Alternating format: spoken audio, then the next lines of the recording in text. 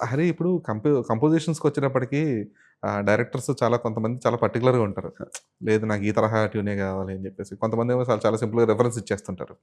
నాకు ఇలాంటిదే కావాలి అని చెప్పేసి. సో, ఈ ఈ తరహా కావాలని చెప్పి ఇచ్చేటప్పుడు మీకు ఫ్రీడమ్ ఉంటుంది. హుహు. కంప్లీట్‌గా. అంటే మీరు మీ ఓన్ మైండ్‌తో తీసుకెళ్ళి. బట్ ఇదే కావాలి అని చెప్పేసి ఇలాంటిదే కావాలని ఇచ్చినప్పుడు సో, అందులో ఎంత ఫ్రీడమ్ ఉంటుంది? అండ్ ఆ టైప్ ఆఫ్ 2 రీక్రియేషన్‌లో రకాలుగాను ఎక్కడన్నా ఫ్రీడమ్ ఉంటుందండి. హ్మ్. ఎలా అంటే, ఇప్పుడు వాళ్ళకి ఏం కావాలనేది ఐడియా లేదనుకోండి, అదో రకం స్వేచ్ఛ. హ్మ్. నాకేమనిపిస్తే అది ది బెస్ట్ అనేది నేను ఫిగర్ ఔట్ చేసుకొని వాళ్ళకది ఇచ్చేస్తా.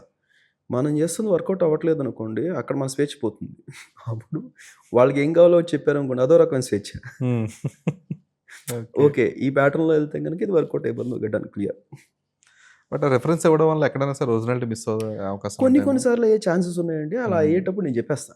Mostly okay. నేనే కాదు ఎవరైనా చెప్పేస్తారు. ఇలా చేయటం వల్ల మీరనుకుంటున్నట్టు ఈ సీన్ వరకు ఎలివేట్ అవ్వచ్చేమో కానీ, టూ అండ్ ఫ్రో చూసుకుంటే గనక ముందు వెనకాతల సీన్స్‌కి ఇది ఆడ్ కొడతది ఫ్లోలో అని చెప్పేస్తాం. హ్మ్. అట్లా అవ్వట్లేదు అనుకున్న పక్షంలో ఎండ్ ఆఫ్ ది డే ఏంటండి ఇది ది బెస్ట్ కలెక్ట్ చేసుకుంటూ వెళ్ళిపోవటమేనండి. యాహ్! అంతే.